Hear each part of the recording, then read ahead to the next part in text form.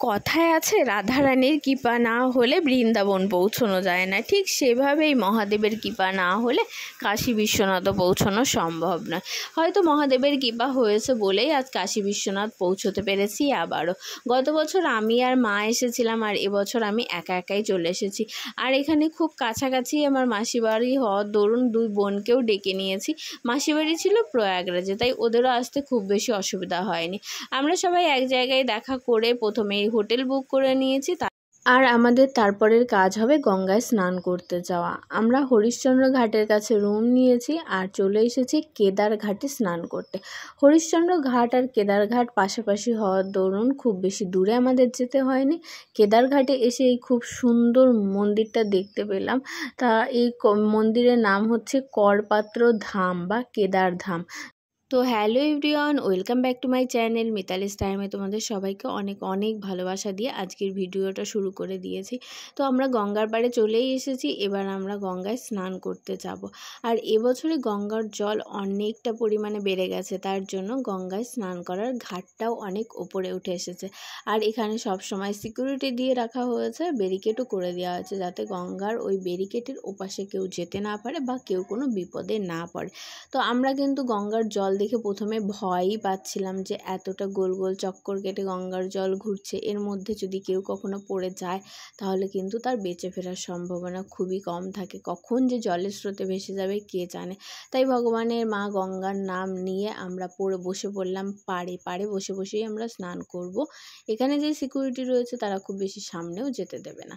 আর এখানে বসেই আমরা কিন্তু স্নান করতে শুরু করে দিয়েছিলাম। যেহেতু আমরা সাঁতার জানি না, তাই আমরা নিজে থেকেও আর একটু নিচে যেতেও সাহস পাচ্ছিলাম না।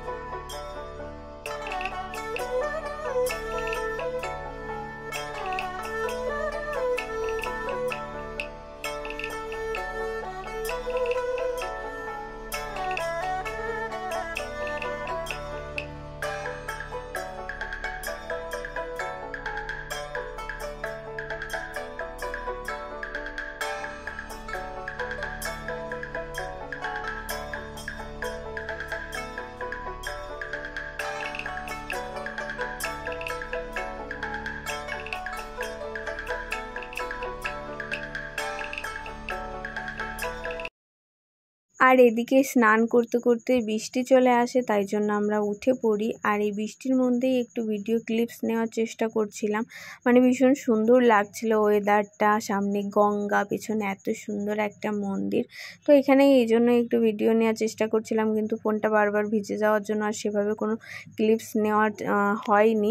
আর যতটা পেরেছি ততটাই নিয়েছি। আর এরপরেই আমরা চলে যাবো রুমে। আর রুমে যাওয়ার সময় ভিজতে ভিজতে গেছিলাম, সেই অনুভূতিটাও একদম অসাধারণ ছিল। মানে বিশ্বাস করে এরকম অনুভূতি সচরাচর হয় না, আর হলে পরেও সেটা একদম অসাধারণের জায়গাতেই চলে যায়। তো আমরা ভিজতে ভিজতে চলে এলাম রুমের দিকে।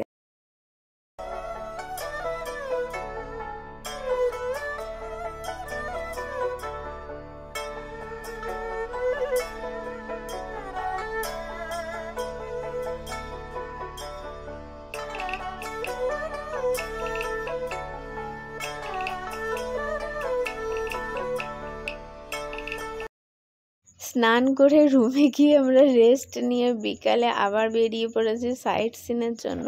আর সাইট সিনের জন্য আমরা সিলেক্ট করেছিলাম বিড়লা মন্দির, যেটা BHU মানে কাশী হিন্দু বিশ্ববিদ্যালয়ের মধ্যেই অবস্থিত বিশ্বনাথ মন্দির। তো সেখানেই আমরা পৌঁছে গেছি। আর এর ভেতরে গিয়ে আমি সবটা ঘুরিয়ে এবার দেখাবো। গত বছর যে ভিডিওগুলো করেছিলাম সেগুলো আনফরচুনেটলি ডিলিট হয়ে গেছিলো, তাই এবার আমি চাই না যে আমার ভিডিওগুলো ডিলিট হয়ে যাক। আমি খুব তাড়াতাড়ি এডিট করে ভিডিওটা পোস্ট করার আশায় রয়েছি। তো সেটাই এবার করব। তো আমরা মন্দিরের ভেতরে পৌঁছে গেছি। আর প্রথমেই মন্দিরে ঢুকে আমরা চলে এসেছি মন্দিরের লেফট সাইড আর রাইট সাইডের ভিউটা একদমই একই রকম, সেম প্যাটার্নে মন্দিরটা তৈরি। তো প্রথমেই লেফট সাইড এসে ভিডিওটা করছিলাম, এপাশে স্পেসটা একটু বেশি ছিল তাই জন্য। তো এখানে এসেই আমি সে কথাগুলো বোনকে বলছিলাম যে আগের বারের ভিডিও ডিলিট হয়ে গিয়েছিল, সামনে থেকে মন্দিরের ভিউটা যতটা সুন্দর, দু সাইডের ভিউটাও ঠিক ততটাই সুন্দর। আর মন্দিরটা একদমই সেম প্যাটার্নে তৈরি, পুরো দু সাইডের প্যাটার্নটা একদমই একই রকম।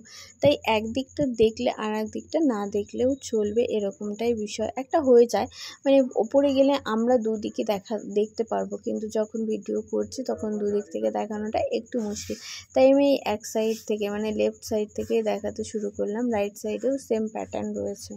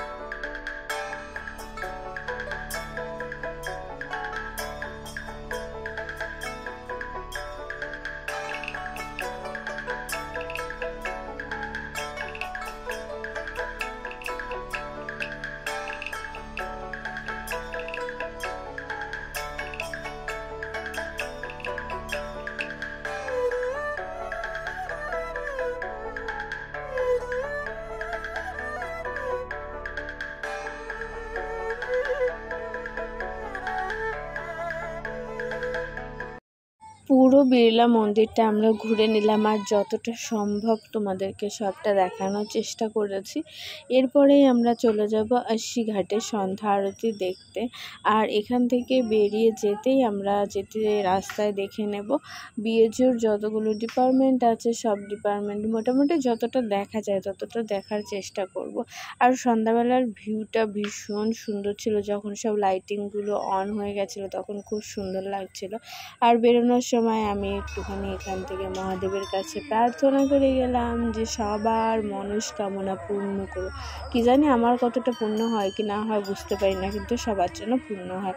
তারপরে টোটো ধরে চলে এসেছি রশ্মিঘাটে, আর রশ্মিঘাটের অবস্থা তো একদম নাজেহাল, ওপর পর্যন্ত জল উঠে এসেছে আর তার উপরেই হয়েছে সন্ধ্যা আরতি। আর দেখো দিয়াগুলো কি সুন্দর জলে ভাসছে। অ্যাকচুয়ালি এটা দিয়া বলবো, দীপক বলবো না প্রদীপ বলবো বুঝে উঠতে পারছি না, এর ভেতরেও অনেক বড় একটা কাহিনী আছে। যাই হোক, পরে যদি কখনো সময় পাই তো সেটা শোনাবো। বিশ্বনাথ মন্দিরে মহাদেবের দর্শন করে অস্বীঘাটের সন্ধ্যা আরতি দেখে মনটা ভীষণ ভালো হয়ে গেল। আর আজকের ভিডিওটা কিন্তু এখানেই শেষ করছি। তো ভিডিওটা কেমন লাগলো কমেন্ট করে জানাতে ভুলো না, আর সবাই একবার বলে যেও হর হর মহাদেব।